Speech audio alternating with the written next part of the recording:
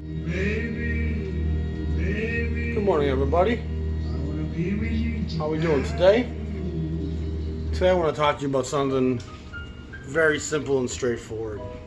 We've talked a lot about what is jazz. Today I want to talk about who is jazz. And I might turn this into a series of episodes, we'll see. But for the most part, you can't talk about who is jazz without acknowledging this man. And of course, we're talking about the great Louis Armstrong. And I got some strong feelings about Louis. I've often described him before as the great forgiveness. He's a unifying force in America. And he's less polarizing than Jackie Robinson or Martin Luther King. And yet he struggled and went through more adversity than either of them. Armstrong's life story is a narration from a Dickens novel. From being orphaned in the waif's home in New Orleans and playing on the streets and following the funerals around and playing, learning how to play the trumpet, being influenced by the King Olivers and of course Buddy Bolden's Legend, which is, again, how much of the Buddy Bolden story is true, it's hard to really define. But Armstrong is such a unique character in American history, politics, and the story of this country. He comes into white homes before any other black man does, via the 78s and television and film appearances.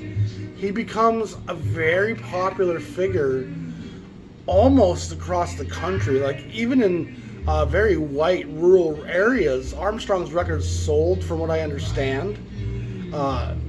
He seems to bridge a gap. And some of it's just his empathy and his open heart.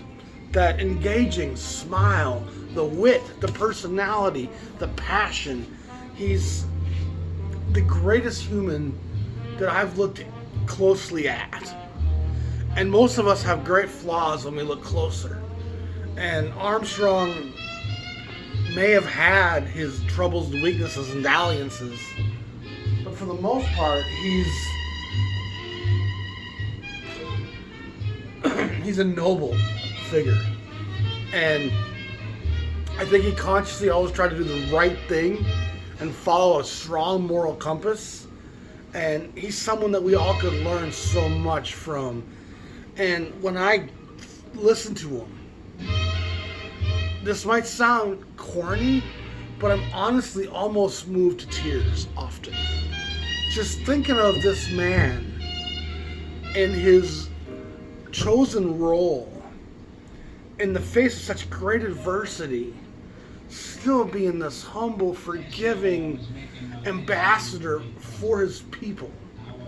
And one that's, like I said, it's the great forgiveness. He's saying, let's put all the atrocities and the injustices in the past behind us and try to forge a new way forward. Let's see if we can find commonality. And like I said, I get emotional sometimes listening to him because it requires such a great deal of compassion and a patience that most men couldn't muster. It was commonplace for him in the 20s, 30s, and 40s to not be able to eat, sleep, go to the bathroom in the places where he played. Even in the North, things were awful.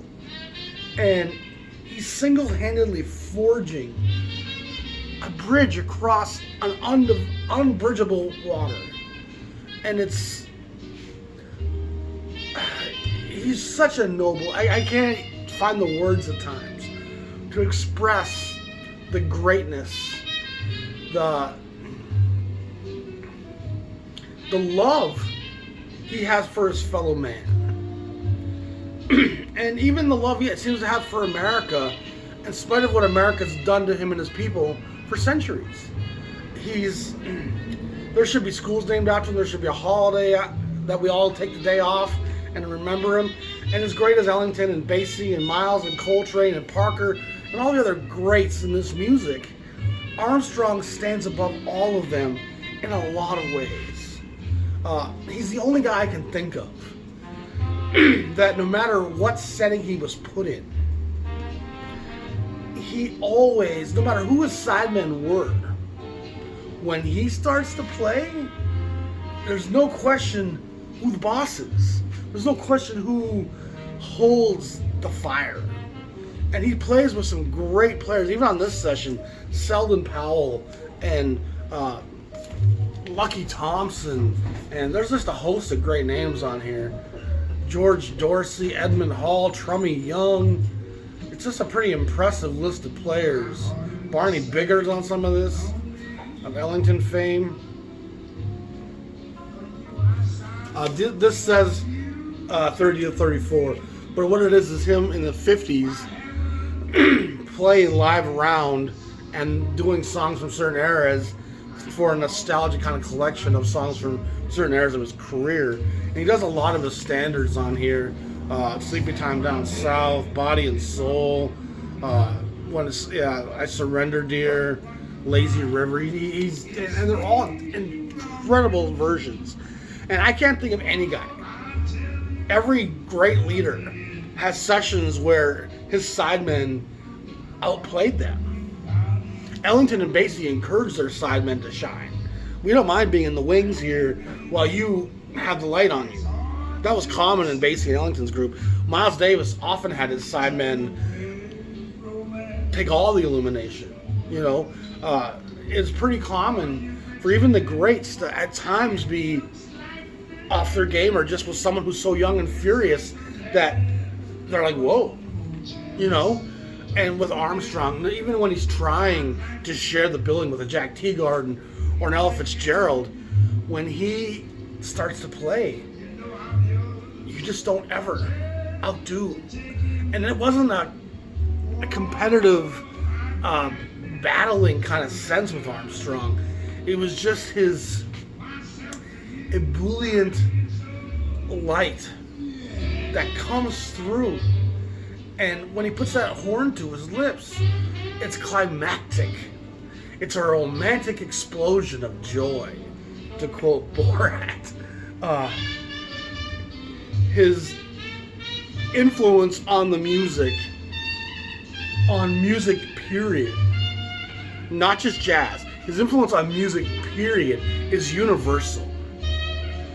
He's the first guy in a recorded setting in modern history that takes the blues and takes compositions, and when he plays them, he transposes them into his own personality and setting.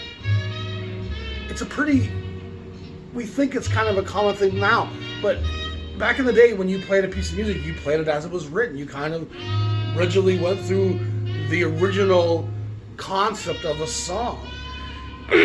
Every song Armstrong ever played, he makes it his by reinventing its rhythm, its tone, its cheekiness, its subversion. He takes songs and turns them on their heads. He inflects Armstrong into every note he plays. This man left a legacy of his bits and pieces in every time he plays that trumpet.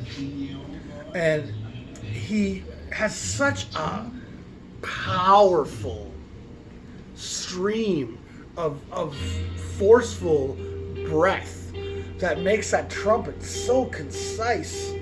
And unlike the Clifford Browns and Freddie Hubbards, who are equal in the virtuosity sense, Armstrong never, ever detracts from the singability and hummability of what he's playing. It's always very much in a lyrical, hummable, melodic phrasing. So it's shaped very much in this interesting. He's such a unique figure, and he doesn't get near the credit today in today's collector's minds. You can get his records for $5, and there's no such thing as a bad Armstrong recording. They're not all created equal, but his whole career is this legacy of leading And no one ever outplays him. No one ever outduels Armstrong. And like I said, it's not like a lot of guys where it was combative and he was trying to outshine you. He just couldn't help but be this ambassador every time he put that trumpet to his lips. He realized what was at stake. He realized what it represented, what he was fighting for, and it just makes every syllable that comes to that horn forceful and powerful and compassionate. And it saturates his sound. It saturates his voice, his singing. And that's the next thing, is that his voice, it's just not some gravelly old guy singing Red Fox. He's really a unique phraser of lyric. He reshaped the phrasing and the timing of the modern song so much in such a great, impactful way that it's impacted every singer since him. He is the root of the modern pop singer. It's, again, the guy reinvents music, reinvents the trumpet, really puts jazz on the map, but he also reinvents vocal. And then to take it one step further, he brings scatting into the mix and takes that to a whole different level as well. So his level of innovation is unparalleled. You know, and there's a reason why he's on the Mount Rushmore of jazz. He's such a giant, forceful figure. And even as the music changes, Armstrong's always still there making music up into the early 1970s. And so many of the greats in jazz history come through the ranks of his groups over the years. And one of the great learning grounds of jazz, I found out, was a guy by the name of Lionel Hampton, the great vibraphone player and also a drummer. He plays with Armstrong at a young age. And it's just everybody has Armstrong in their sound. Everybody has... That's the end of the film right there. He just gave you that crescendo and now it's out. On to the next piece. It's an interesting little narration where he actually kind of tells you some of his story and how things were happening. It's a really cool record on Decca. I think it comes out in early 60s. I think 62 is what I have it listed as here. I don't have a great grasp on his entire discography because it's immense. I have probably 40 Armstrong sessions, and I don't listen to them enough. But every time I do, I find reasons to be impressed, blown away, and like I said, I'm often moved to an emotional response. Not just listening to him, but thinking and feeling the impact of what this guy was doing. Here he is in a nation and a place that had little time or respect for him and didn't respect his people. And he just looks all that ugly in the face, puts that smile on, which doesn't feel phony or fabricated. It feels very genuine. As if he recognizes the only way through this mess is to outlove it. And I could recognize all the hate, all the evil, and I certainly know the evil is there. It smacks me across the face every day. I'm going to choose to combat that with love. And love is such a powerful force. And not to be cliche, but love, especially in the face of tyranny, in the face of ugly, love is what teaches others hope. And hope is one of the most important facets in society. When a society starts to be hopeless, the decay is in such full swing, it's really hard to get it back in the box. Hope is a strong entity. Hope is the belief that in spite of all our flaws today, we're working towards a better tomorrow. Kids today, in spite of our place in the world, there's a generation of kids that are growing up without hope.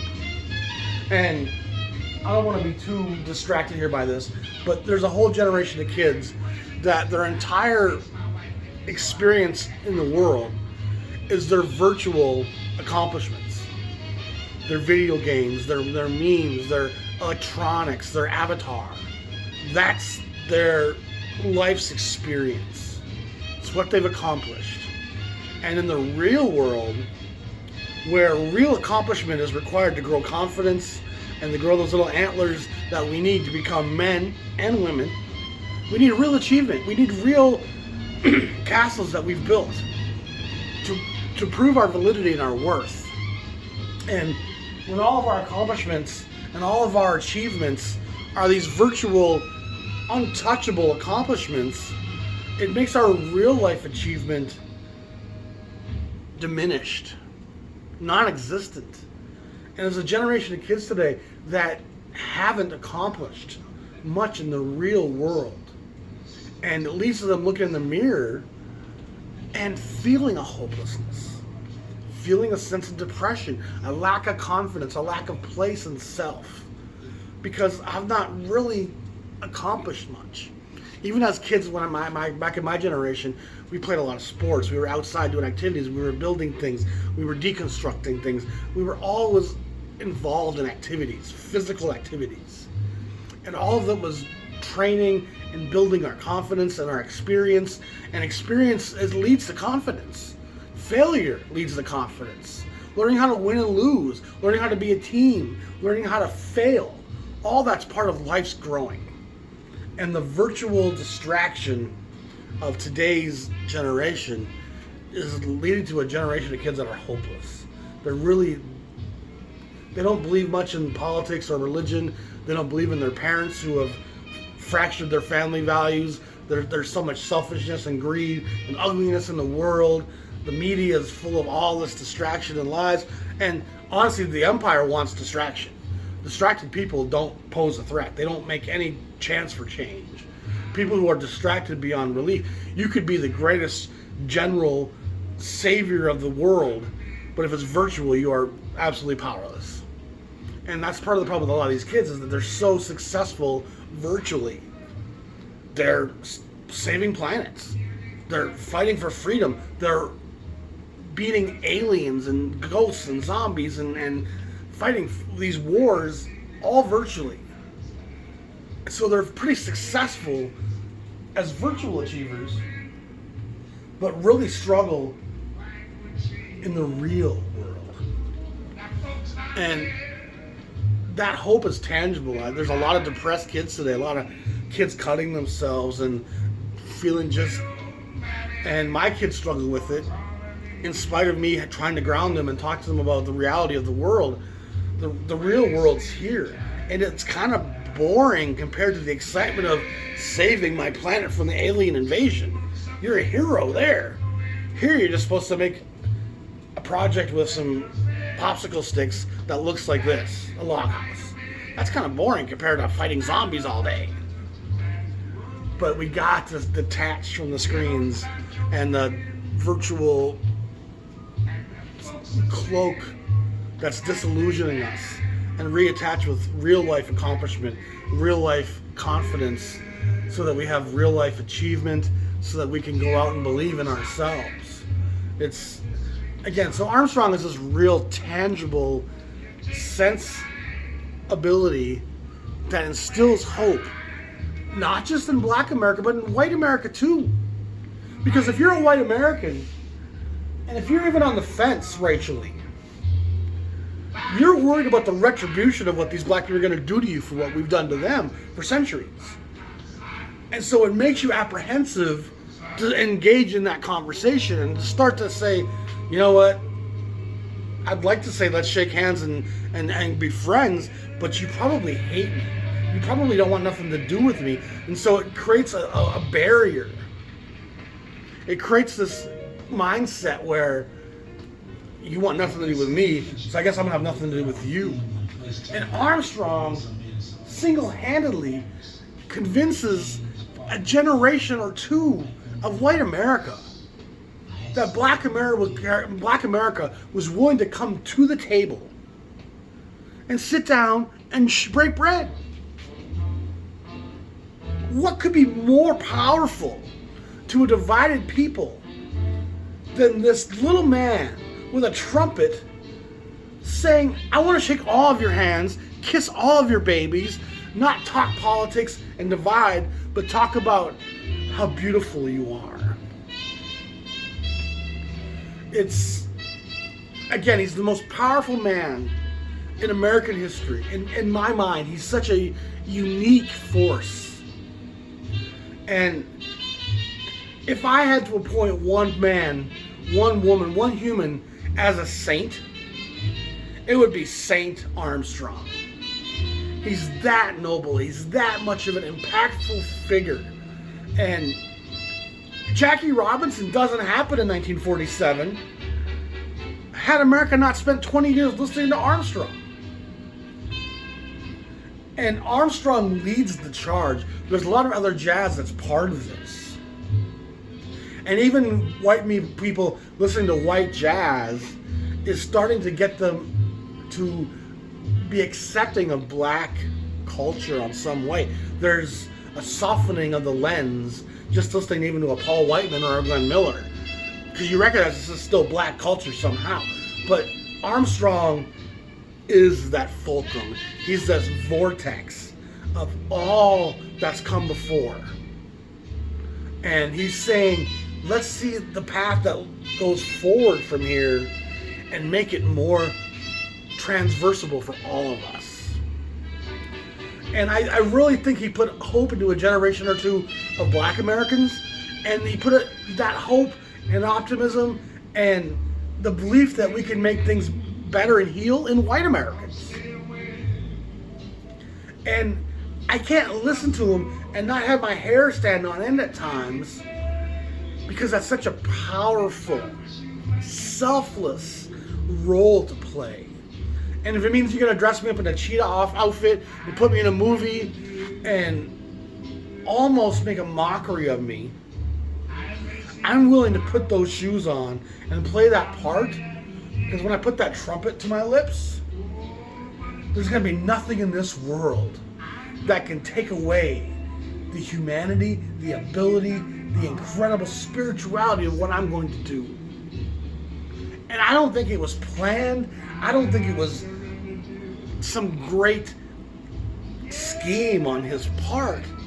It's just the person that he was. When he plays that horn, all of that hope, that love, that want to make things better, to want to bridge the unbridgeable, pours through that horn. And it's Christ-like. And I don't want to make a mockery in any way. I am not trying to be disrespectful when I say that.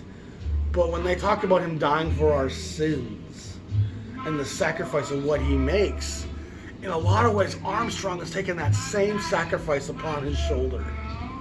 He kind of wears the mantle, carries that cross for 50 years across a torn and frayed and battled land, and brings an element of healing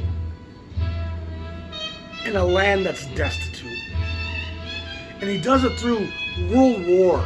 He does it through the Depression. He does it through the Vietnam era. He does it regardless. Armstrong is still there. During the Cold War, he's going around the world, sharing the love of what America can be. He's not sharing the love of what America is. Because America ain't what I'm professing and what they're trying to get me to tell you that we are. America's not this. He's not telling you what America is. He's telling you, yo, Eastern Europe, this is what America wants to be someday, where black and white are equal. Nobility. Nobility. And if you don't have a half dozen Armstrong records in your collection, go out and spend $30 and get them. He's such an important figure, and I'm going to move forward, but I'm not going to stop. You know, I'm not going to ever allow the sacrifice he made to go unappreciated. And I'm not exaggerating when I say at times he moves me to tears. It's love in the most tangible, strongest sense of the word. And my appreciation, my value of him is of the highest regard. And what is jazz can be debatable, but who is jazz? It starts and ends with Armstrong. And there's many other guys who live in the shadows of Armstrong and embody jazz in wonderful ways. But jazz is that emoting, honest, improvised expression of my experience. And I've talked many times about the three brushstrokes of jazz. My environment, my experience within that environment, and how my personality handles my experience within my environment. Those three brushstrokes color who a player is and what they're going to say and how they're going to express through their instrument. And that dictates that I'm going to share via emoting through the art of improvising the honest expressions of my soul, my consciousness, my spirit. It's going to come out. And so when you look at jazz from that vantage point, it's not about virtuosity. It's not about composition. It's not about how innovative you can be. It's about how much can you get off your chest today. How much can you clear the palate and share with the world your vision of a better tomorrow. And for some people, it's a very singular expression. I'm going to talk about me and how I feel. I hate to always pick on Miles Davis, but again, Miles feels very singular in his emoting. He's not speaking for his people. It doesn't feel like Coltrane, to me, always is speaking for not just black people, but all humans. Coltrane is speaking for all of us, and in this united body of work, Coltrane's message is very broad. And Armstrong, to me, is the ultimate expression of the power of jazz. Who is jazz? Louis Armstrong is jazz. And if you guys like this, we'll try to cover a couple other players in this series and see how it goes. We're going to move on to something else. Yesterday we talked about the great bass players in Bethlehem. They had a great roster full of great bass players, from Mingus to Milt Hinton to Oscar Pettiford, Max Bennett, Red Mitchell, and last but not least, Vinnie Burke. 6 guys who were bass players who made records as a leader in a few years span. And most of the great jazz labels don't have 6 bass players making records as leaders in decades. It's a pretty unique thing that Bethlehem did there. And they're all fantastic records with fantastic sidemen. And when you choose a bass player to be your session leader, that leaves their options of who they recruit really open. You can bring a lot of great talent into your studio, as opposed to when you hire some unknown trumpet player, that's your trumpet player. So he's got to build a band around that. A bass player can build their band from scratch around all the talent that's available to them. But they also do other interesting instruments as well, Bethlehem. There's some great guitar stuff. A guy like Joe Puma, Sal Salvador. I'll cover those in an episode coming up at some point. But today I want to talk about the great flautists at Bethlehem. And there's 2 of them, and they're both very important guys in the Bethlehem discography. First and foremost, is the great Herbie Mann. And most of us think of Herbie Mann as Push Push and his kind of transition Atlantic stuff. That was fairly kind of pop, commercial, almost easy listening at times. But he's always a great player, no, without any question. It's funny how the virtuosity of a Herbie Mann doesn't register with people, but Pat Metheny can be this incredible virtuoso, and McLaughlin, and everyone's like, oh my God, he's such a great player. Mann's an incredible player. And most people pass over his records all day long, in part because there's a ton of them. His body of work is immense. But if you start with Mann early in the 50s at Bethlehem, his early stuff at Savoy, you'll really get a feeling of how important Mann was. And he has records at Prestige and at New Jazz, where he's a part of some interesting stuff there in 59 to 60. He's at Savoy, probably 57, 58. But he's at Bethlehem, 55, 56, 54 maybe even. This is his first 10-inch, 1018. Another great Burt Goldblatt cover. They got the owl on the end of the float. And like I said in my Facebook post yesterday, not only does Bethlehem have the great art departments and the great music, even their inner logo label with that laurel wreath up there and the beautiful red on the silver, it's just a gorgeous presentation all the way across the map. And Bethlehem is one of the most underappreciated labels. And they don't have a ton of the big icons as leaders making records. So they're a little bit under the radar to most collectors, but that's really a travesty because they make some incredible, interesting jazz from many different angles. There's really an openness in Gus Wilde's mind to see what the potential parameters of this music can be. And from hard driving white West Coast jazz to interesting post-bop East Coast jazz to white artscapish jazz to a ton of interesting vocalists to accordions to flutes. It just didn't matter. If Gus Wilde thought it was good, Creed Taylor is a part of the mix at Bethlehem at this point, and he was kind of learning on the fly. He didn't have actual production training. He just figured he could do it and learned as he went. And he's a pretty important name in jazz when you look at the history of Creed Taylor, and I've talked about that plenty. But this is his first 12-inch LP, B24. It's what we're listening to. It has the great Joe Puma on the guitar, who I'm a big fan of. Who else is on this one? Harold Gronowski's the drummer. Charlie Andrews is on the bass, so it's a quartet. And I think Joe Cinderella was on guitar on this one. Another great guitar player. So here they kind of reversed the theme and put him on the flute and gave the flamingo the front billing. So both great Burt Goldblatt covers. Beautiful stuff. It's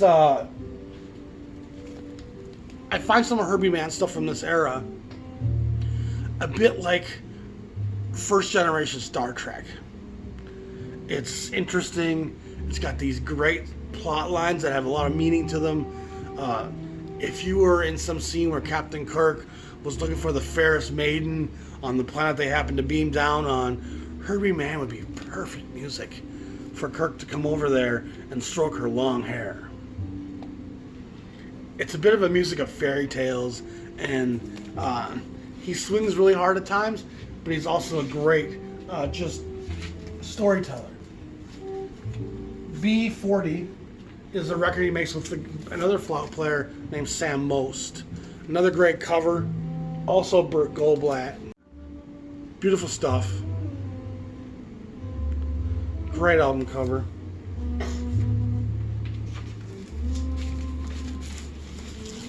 And then this is also a fantastic album, B58. This is called Herbie Mann Plays. And on this one is Joe Puma, Keith Hodgson, Whitey Mitchell, Lee Rocky, Herbie Wasserman, Benny Weeks on the guitar. I'm not even familiar with Benny Weeks. But again, outstanding stuff. It's beautiful. It's lyrical. He seems to use guitar accompaniment a lot on these records.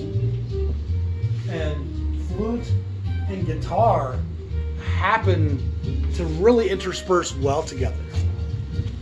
The high range of the flute and the mid range of the guitar neatly kind of dart and weave in between each other, and there's always kind of a clarity as to what's what, but they seem to kind of weave this interesting fabric.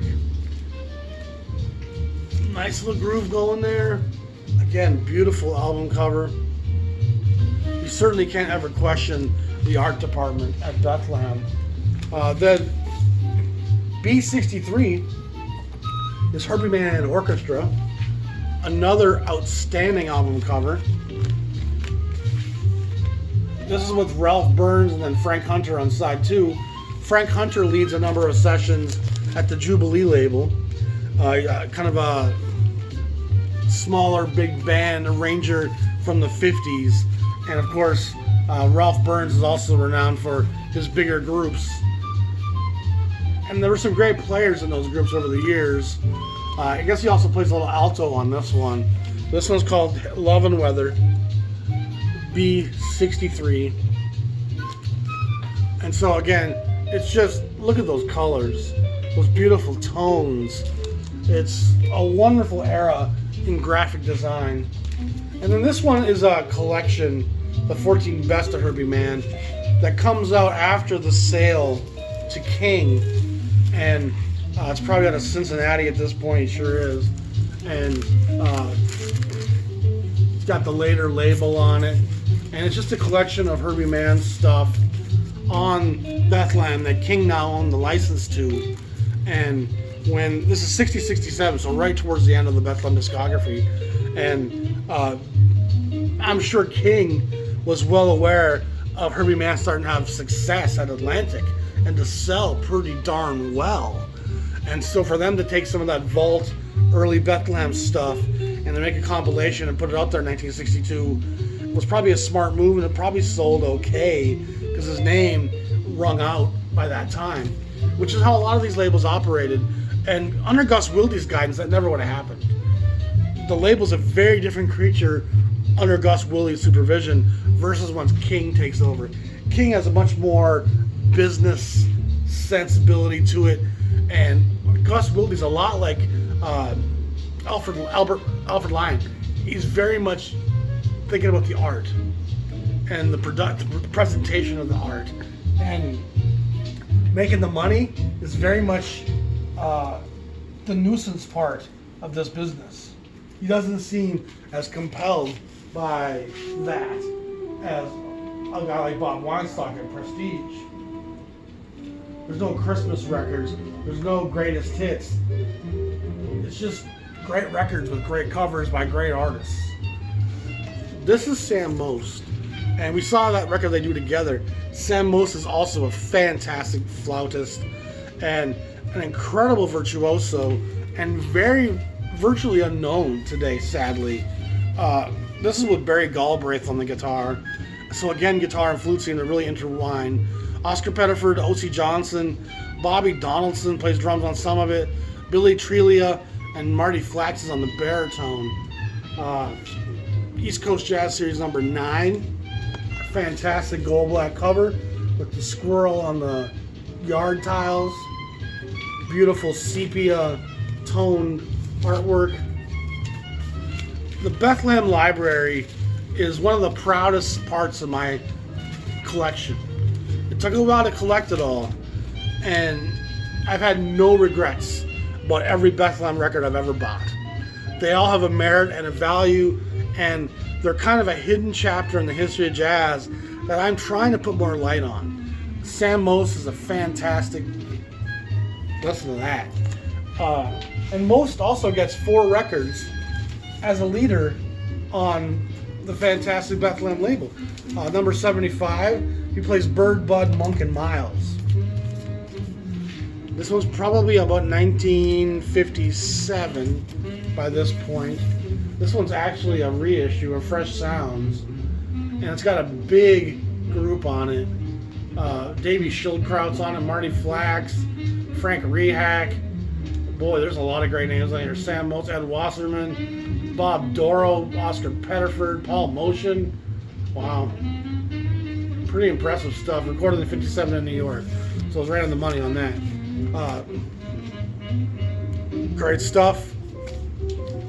Number B78 is the amazing Sam Most in the New Sound of Our Times.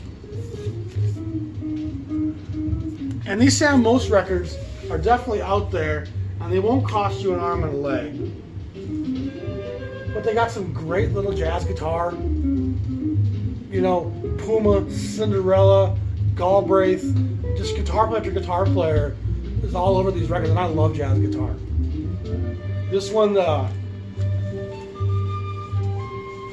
at the band on this one. It doesn't list it.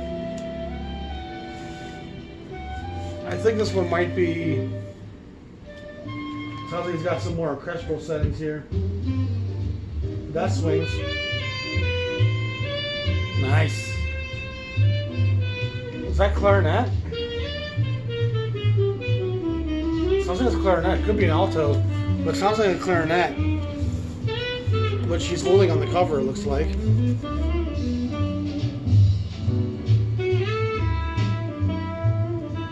I don't see nothing listed band-wise here. But again, Sam Most is a really underappreciated player and deserves more recognition from today's collectors. And then Musically Yours Sam Most is number 6008. So when they start the new 6000 series in 57, he gets the session pretty early on. And it's again a great album cover. Scott Hyde does the cover here. A nice kind of almost silhouetted album cover, black and white, with a nice microphone. Beautiful stuff. And so that wraps up my Sam Most, Herbie Mann, Bethlehem discography.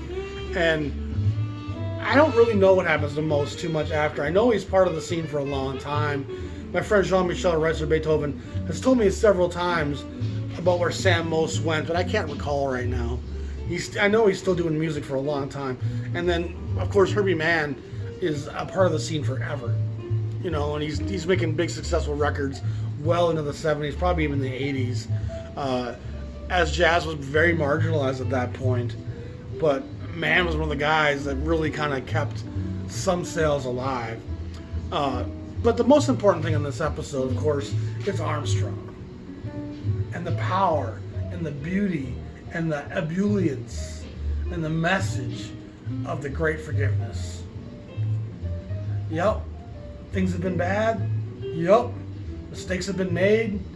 But why rehash them? Why stay embittered? Why sit here and be resentful, angry? Let's see if we can find a way forward. And that's got to be the American message in a nutshell.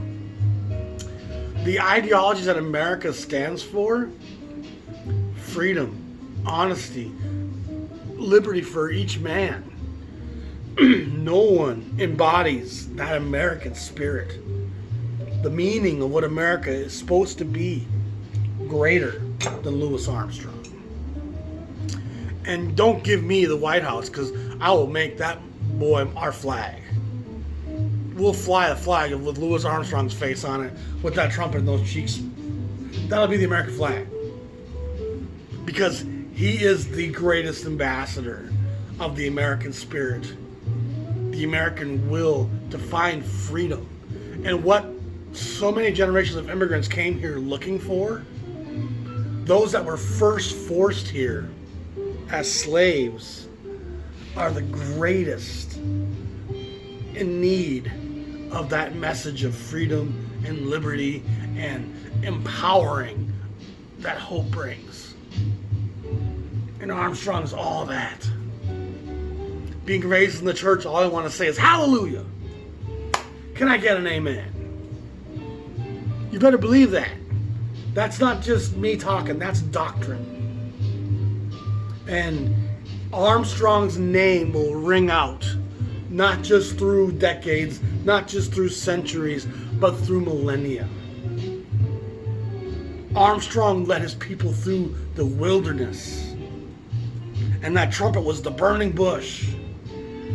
And as we remember Moses today, and don't remember Nebuchadnezzar, forgot a lot of the people who oppressed those Israelites, we're going to forget a lot of the American names we think are important today. 2,000 years from now, America's going to be remembered for Louis Armstrong, Martin Luther King, Duke Ellington. These will be the figures that will represent this, and what was done to them and how they reacted in spite of it. So let's hope we get a good outcome from this election. It's been tedious watching it all unfold. Of course, Mr. Red Tie is already suing in 3 states. He can't just go to a corner and cry. He's got to make a big fit. Of course he does. We wouldn't expect any less from you. But I have hardly turned the TV on the last 4 years because I can't stand looking at his face. I can't stand listening to him speak. There is zero integrity in his voice.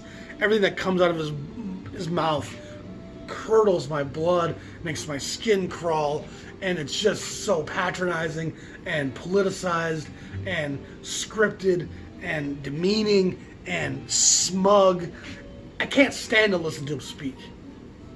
So I literally disengage from politics on a day-to-day level and stop following, stop watching the news, I couldn't care.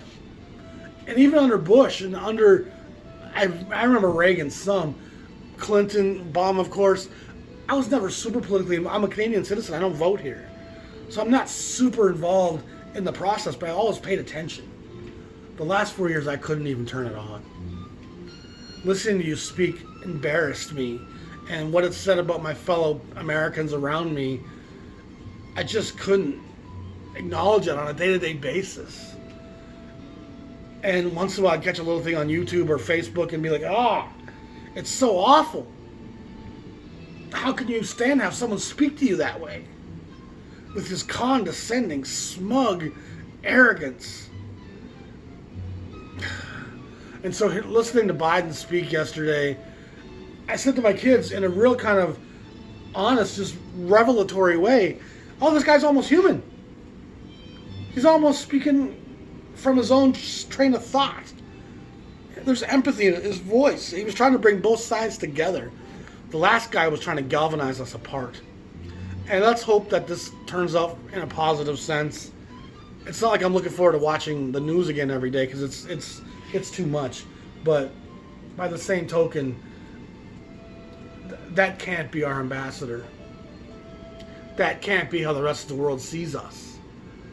And most Americans who vote for him have no perspective of how the rest of the world thinks, and honestly doesn't care how the rest of the world thinks.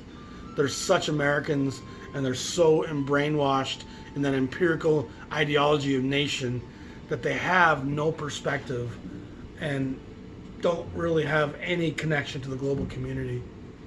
And so what the European or the Canadian or the Australian media is saying, it doesn't have any reference to them. They're not even looking at that. And we should never live in that much isolation. We should never live in that much of a bubble, because all we're going to see is echo chambers at that point. And I've often said I get most of my American news from the BBC and the Canadian Globe and Mail. I feel a more neutral way to report on American goings on. I have a hard time reading American publications. But anyway, let's hope for a good outcome. I appreciate you all. Be safe. Check out the Jazz Shepherd merchandise. There's some great stuff. There's some new products coming as well. When I have time to get around to it, I'm still working on my basement. Trying to get we got one kid's room done. Trying to get the other kid's room done. I appreciate it. I love you all. In the love of Armstrong, I can say I love you all. And for those that have offended, I apologize over the months. And for those who follow and enjoy everything I say, thank you so much. In the end of the day, it's love of jazz, love of this music, and love of humanity that jazz is speaking about. And if you don't love all humanity and have empathy for all people, the struggle will be real and continue. Peace.